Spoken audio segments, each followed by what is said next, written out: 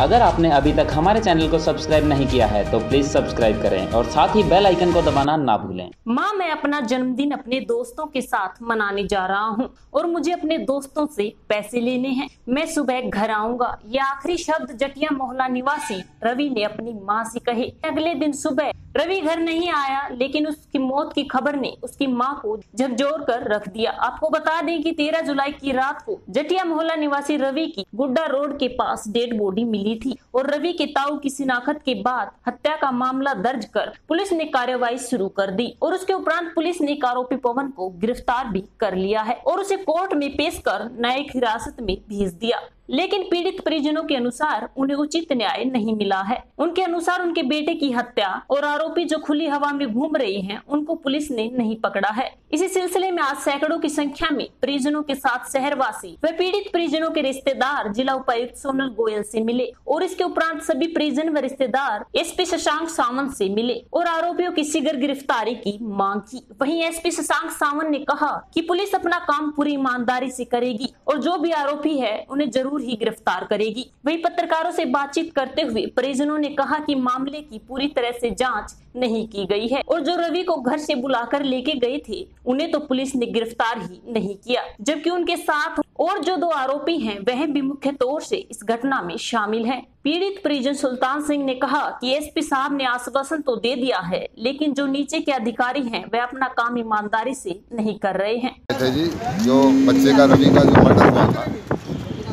तो उस पर सही ढंग से इन्वेस्टिगेशन नहीं हुई है। उसमें 5 जने इन्वॉल्व हैं। जो लड़के को घर से बुला कर ले गए थे वो कोई अरेस्ट नहीं किए गए हैं और उन्होंने एक अरेस्ट किया है। हम इसी पर्पज से आए हैं कि जिन पे शक है और जो लड़के को घर से ले गए हैं, लड़की की जो मम्मी कह रही है रात को, उनको किसी को नहीं गिरफ्तार किया है, ना उनको सिलेंडर है, ना कोई गाड़ी की लोकेशन है। उनका सब चीज़ ट्रेस हो रही है। उनको पता नहीं किस प्रेशर से ये गिरफ्तार नहीं कर रहे हैं और रात को, और हम इस कार्रवाई से संतुष्ट नहीं हैं।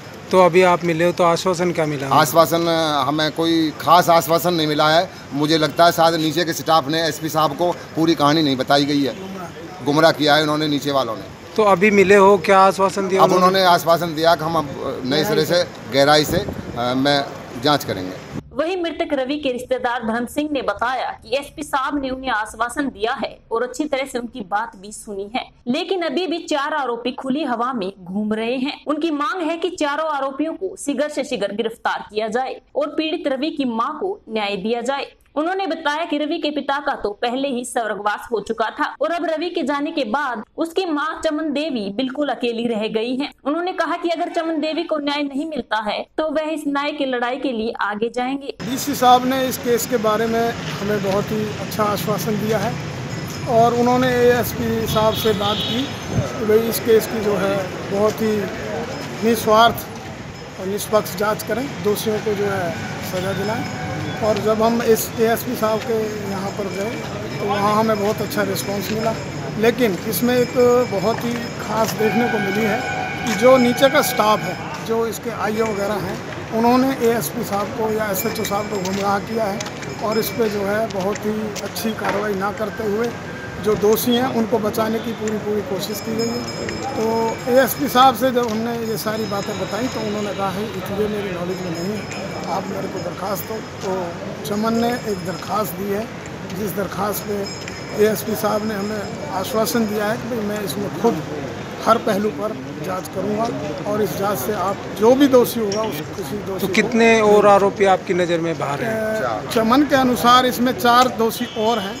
जो 2 लड़के उसको घर से बुला के ले गए थे, जिसमें वो 45,000 चैन, तो जो लड़के ने चैन पहन रखी थी, सोने की अंगूठी पहन रखी थी और 45,000 रुपये बताती है चमन उसकी मम्मी।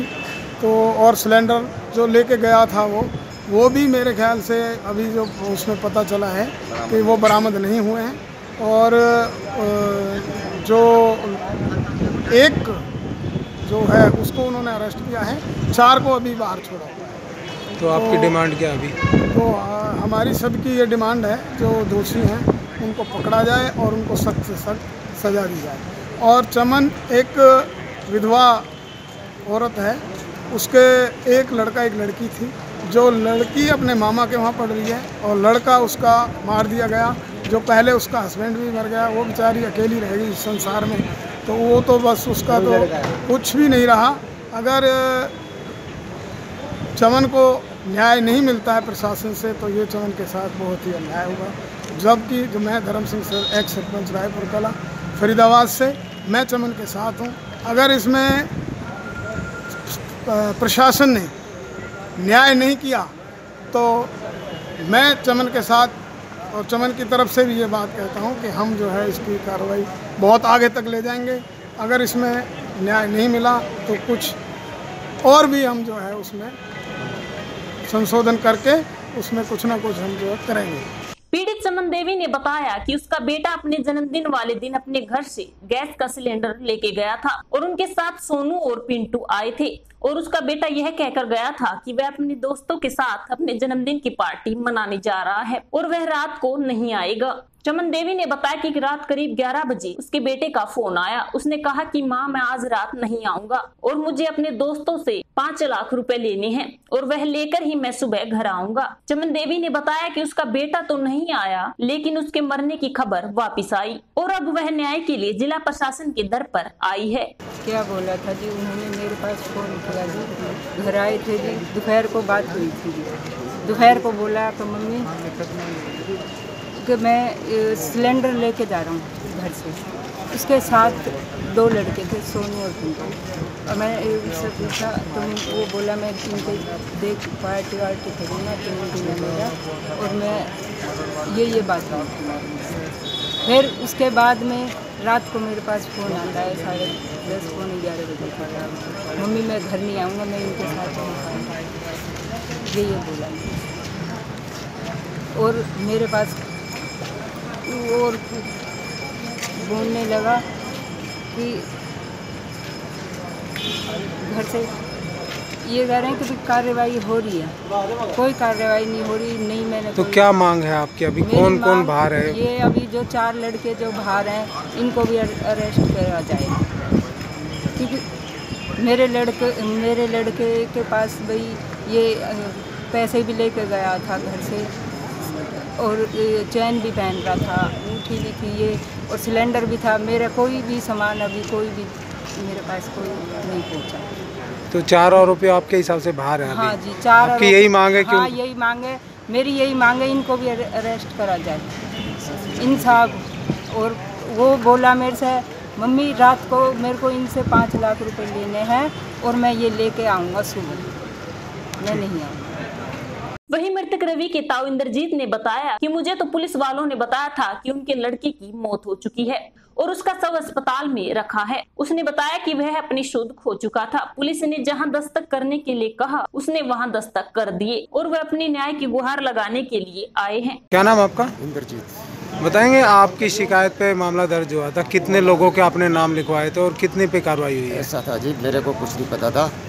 मेरे पास पुलिस वाले आए 11:30 बजे और डेड बॉडी के बारे में बताया, फोटो दिखाया मेरे को, और अस्पताल के अंदर जहाँ लड़का रखा हुआ था उससे वो हुई, और उन्होंने अखबार में लिखा है कि लड़के को हमने जहाँ उठाया ना वहाँ से वो करा, लेकिन हमने कोई वो नहीं करा। तो आपके हिसाब से न्याय अभी हुआ नहीं है पूरा? कोई न्याय नहीं, ना ही मैंने कोई दरखास्त लिख के दी है। मैं बहुत ज़्यादा दुखी था उस टाइम, मैं रोने लग रहा था, और जी इन्होंने मेरे से साइन करवाए पुलिस वालों ने, और मैंने कुछ नहीं किया। तो जिस पे आप कागज़ पे आपने साइन किया वो पढ़ा नहीं है? मेरे को इतना पढ़ना नहीं आता, खाली साइन करना आता है। तो अभी आप एएसपी साहब से मिलो, क्या आश्वासन दिया उन्होंने? उन्होंने खाली ये कहा कि भाई दोबारा जाँच करने की कोशिश करेंगे। तो संतुष्ट है आश्वासन से आप? से पक्का हिसाब किताब नहीं लग रहा हमारे को।